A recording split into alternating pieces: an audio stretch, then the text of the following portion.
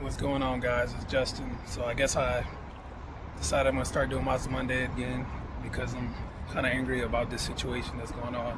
So I flew out here to Washington, and I was trying to pick up a rental, and they're all sold out. So I have to drive to Everett, Colorado, Washington.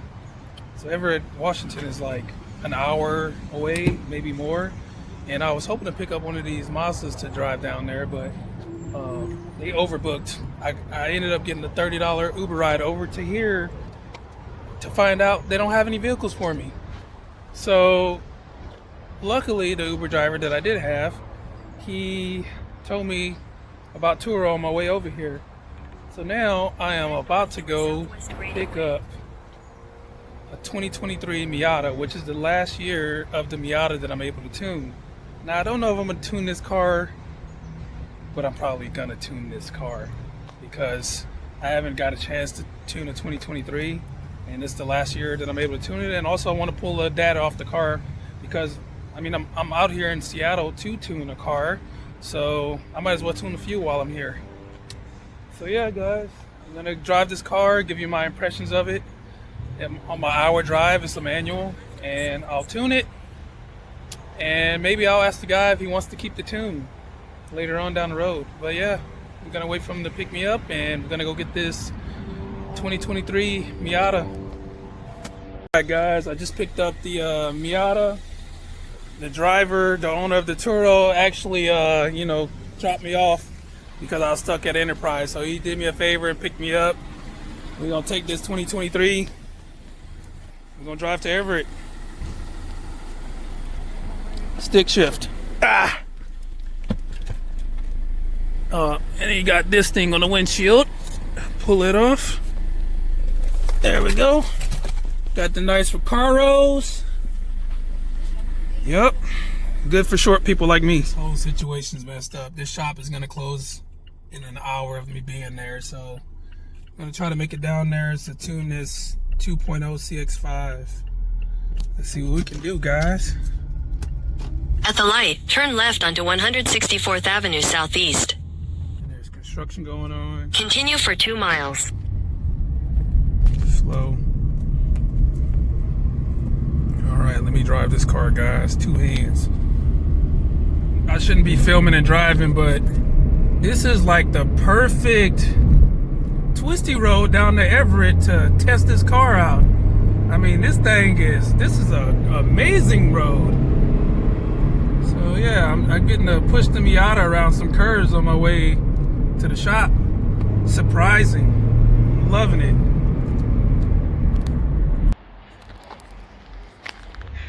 Alright, just flew down here in like 30 minutes. And now I'm gonna go tune this dang CX-5. Alright, so we're down here, and as you can see, it's a pretty nice shop they got down here to drive. They got a shop Supra, and here's the trouble car because we don't have this find ROMs for it. So I have to fly down here, pull the raw data file, and now I gotta wait for Epifan in Russia to give me the correct file because the file I had was for a manual car and that is automatic. And so while I'm doing that, I'm gonna pull the file of this 2023 ND2 Miata. There's RX-7 right here, and there's another Miata lifted. So we're gonna go ahead and pull this file while we wait for Epifan to get back to me. So let's see what happens here. Oh yeah, I gotta get the right template, which is gonna be our Denso. What is that? Should be this one. Let's go ahead and try to pull this file off of this car. See what happens. Continue reading. We're reading a 2023. So like I said, we're gonna get that read while I'm waiting for Epifan to reply back for that. But yeah, they got some decent cars out here. Another RX-7. That's 2 of them right there. 2 Miatas. Like I said, we're waiting for that Supercharged CX-5 to get done. And yeah, they got got some stuff going on over here. I finished up the CX-5. There's still like one issue where the Papa 0101 is popping up, which is like too much air. We're gonna try to get that coated out, but other than that, the car is running great. And now I'm back in the Miata. I have to have this thing back at 9 p.m. It's like 4:30, 4:40. And I was trying to ask the owners of this Miata what fuel's in the car. So I don't know if they put 87, but I know they're technically only supposed to put premium in here. So I'm wondering if the guys put premium or not. So I'm gonna flash it on a whim and hope they put premium in here. If the owner of this sees the video, I'm sorry. I'm not gonna rub on it too hard, but I want to feel the difference at sea level, tuned versus untuned. So let's go ahead and do that, guys. Man, hopefully I don't get in trouble or I don't break this car, but we're flashing it. I mean, I wouldn't mind taking this car home. It's a 2023. So let's see what happens, guys. First-hand review of my own tune. Never got to do this before on this completely stock car. Turn the screen up so we can see what's going on here. And voided the warranty. No one will ever know because I'll flash it back to stock. Hopefully.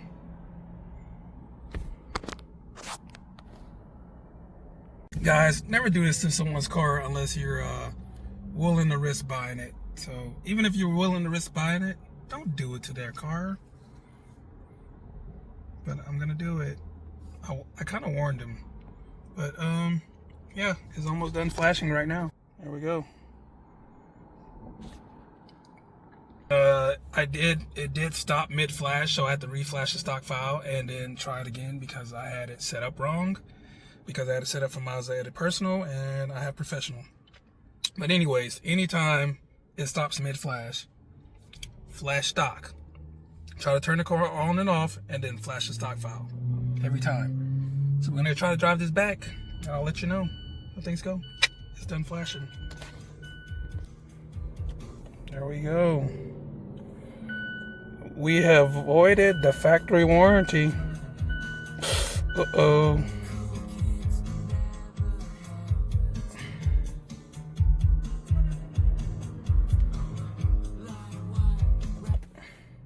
So, hour and 22-minute drive because of traffic. So we're gonna see if I can weave in and out of traffic like I did on the way down here. And I got here, man, in probably like 35 minutes. Let's see what this car does. All right, I know I'm not supposed to record and drive, but traffic is pretty heavy. And one thing I did notice with the stop and go traffic with my tune is much easier to stay in like a higher gear and not worry about the car stalling. So when I'm slowing down to like, you know, almost single digits, I can stay in second and the car won't stall out because I changed some things in the tune that I don't want to tell you about. But yeah, I can downshift and stay in second and the car has enough power to accelerate from second, you know?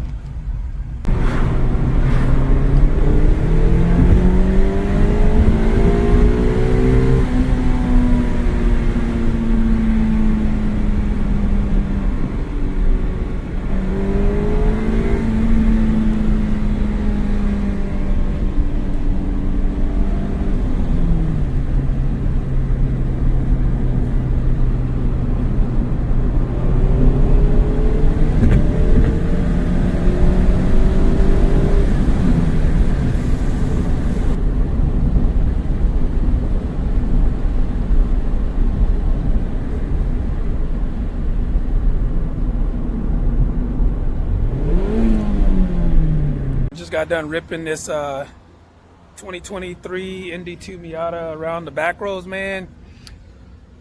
With the tune, I mean, dude, I can chirp this thing in third gear, like going into third. So I mean, it got a little bit of power down at sea level. Kind of want one now. They're fun. You don't need a lot of power to have fun. I can weave in and out of traffic, but as far as living in Washington with one of these manual, nah, not doing it. But if I got an automatic, probably would, but it's not as fun as manual. So there it is. I'll go rip around on it for another 2 hours and then I'll bring it back. I'm gonna go try to explore downtown Seattle for a little bit. But man, that traffic is killer out here. So guys, that's it for that little short video. Quick drive. I got the car flashed back to stock, and just like I told you guys before, even when you flash a car back to stock, the ECU has a section that you can't clear out, and it learns ignition timing. So when I'm doing my tests, I change the base ignition timing, and that doesn't mean that is what the timing set to. That's just where it starts, so it can subtract timing or add timing. So after I did all the changes and the car learned all the timing, when I went back to the stock tune, the car still felt fast. Now it's not going to be exactly how my tune is, because there's different pedal positions where you get power. So at partial throttle, I noticed that my tune was still quite a bit faster at partial throttle than the stock tune. But when you would go wide open throttle, it still had all the learned timing from my tune onto the stock tune. So no matter what you do, when you flash a tune and then you try to go back to stock, the car is not using the stock calibration anymore. It's using what it learned, and it takes 800 kilometers or 500 miles before it goes through this loop of resetting the base timing. So anytime you are flashing between different tunes, you want at least 500 miles or 800 kilometers to really assess if the tune is faster or slower. So when you guys are doing your dynos, like for before and after, if you tune your car and then you go to the dyno and you like, okay, let me do my pulls while tuned, and then you go back to stock and then you see, hey, well, dang, the stock tune is almost just as powerful as my tune. That's not the case. What's happening is, there's like, if you got a tune from me or anybody who's uses Mazda edit, you'll see that when it's going through the flash, you'll see there's compartments that we don't have access to, that you're not able to clear and reset. Now those compartments some of them are for the learned ignition timing curve, where it subtracts and add knock correction. All right, so the car never starts off and with a zeroed out knock correction.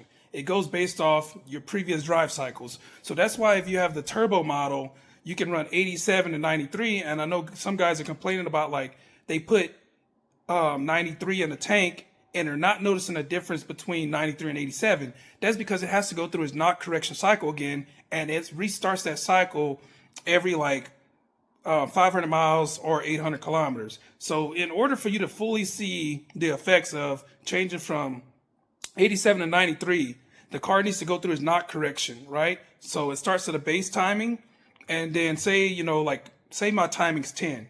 That's my base timing, all right? I put 91 in the tank, and all of a sudden the car goes up to, the base timing of 10, and it gets there, and it's like, oh, okay, there's no knock. Let me try to add some more. And so it'll keep adding timing until there's a knock event, all right? And then it'll back off. Now, say I started at 10, and as soon as I put 87 in there, as soon as I try to get up to 10, it knocks before I get there, and it knocks at 8 or 9. Now, all of a sudden, the car has to pull that timing, and then it'll keep that learned timing, and it'll be in there for the next, 500 miles until it restarts its base timing again. And then it can decide to add or subtract. So the problem is with this thing with this knock correction. This isn't factual, but this is just based off my observation, what I've seen. Even if you flash a new tune, it does not restart the knock correction cycle. So I can flash a brand new tune and my base timing is, say it's set at 12. It doesn't matter if I have it set here at 12, but because of the previous tune, it won't start there. It'll start back where it was at, and then it might start adding some timing, but you're starting at a lower ignition timing, so it might only add up to 2 degrees of ignition timing, and then that still only puts you back at your base timing. So in order for you to get the full advantage of the tune, you want to let it go through that 500-mile cycle, and then it starts back over at that 10 or that 12 degrees of which you have it set, and then it could decide to go up 2 degrees or subtract 2 degrees. That's not necessarily the number. I just use 2 degrees because I know that's where typically that correction range is, from 1.5 to 2 degrees. So what I'm saying is, anytime you get a tune, allow 500 miles to 800 kilometers to let the tune fully adjust and reset for the knock correction events that might have happened in the previous tune. And the reason why I know this is a real thing is because we had a car in Colombia that blew up. Now, keep in mind, I've tested all these cars with the same setup. We all went to the dyno. I put the same tune on 4 different cars. They all made the same power, except for one car that blew its motor up because it had a radiator leak. So this guy had a leak in his radiator, didn't know, the car overheated, bam, the engine's gone, right? Now, all that timing pool that was coming out from the ECU, or the timing pool that was happening while the car was overheating, it got stored in the ECU. So when we put the car on a dyno, even with a fresh tune, it had the knock correction already like calibrated in to the ECU, because that's go through its 500 mile cycle, right? So we're sitting there, put the car on a dyno. We tried a whole bunch of different tunes, but the car was only making like 135 to 140 horsepower, and all the other ones were making about 170. So we're like, what the heck's wrong with the car? It's a brand new motor. We thought something was wrong with the motor. So we started driving, logging. So I tried to get the car mode dialed in instead of using a generic file. And then, we got it to run a little bit better. And then, all of a sudden, his car out of nowhere started performing better. And at the same time, I had just come up with this idea because I had learned something from another car. And then I reached out to the guy and said, hey, let me ask you, how many miles are on your car? And when the car started performing better, he said, I got to 800 kilometers. And I was like, now it feels faster, correct? And he's like, yes. So I tested this theory on a few different cars that had timing pool. And every single car around that 800 kilometer mark, the base timing would get reset through its loop. And then the cars would feel much better if it had like previously been running slow. So after it got to that 800 mark, the performance went back to what it should have been, and now the car is making 170 horsepower. So that's just something with Mazda. I don't know if this happens on other vehicles, but with Mazdas, the software I use, Mazda Edit, there's no way to erase all that, cookies. That's what I like to call it, the stored cookie data from your previous searches and previous information. So just like when you go to a web browser and you have cookies, you have information stored from your previous exploring, and it helps you get to the page faster. So these cookies are stored until 500 miles or 800 kilometers, then they reset. So just remember that with these cars, when you're trying to judge if a tune's fast or not, if you had a knock event on the previous tune, it's going to take a while before the tune base timing resets to allow you to add the ignition timing with the new tune. So that's it for today, guys. I'm going to come with more technical stuff. I know you guys are wondering about the Pure 500. I finished that tune. There's a small issue with my stock turbo tunes right now. I'm just trying to figure out this partial throttle issue. Other than that, all my NA tunes are pretty much done. If you want E85, I have those tunes as an upgrade. And I do have pops and bangs, but just be aware, guys, the pops and bangs tunes are slower. And if you want, to use them, you can, but they're slower than my tunes without the pops and bangs because you're reducing ignition timing, which reduces power. Now, the same thing with that goes, if you flash that pops and bang tune, the car is going to get slower. And so if you decide to switch back to your non-pop tune, the car is still going to be slow until that timing resets after 500 miles. So just be aware of that. That's all for today, guys. I'm trying to keep these videos under 20 minutes. I'll catch you on the next one. Please like and comment and tell me what you want to hear on the next episode. Peace out.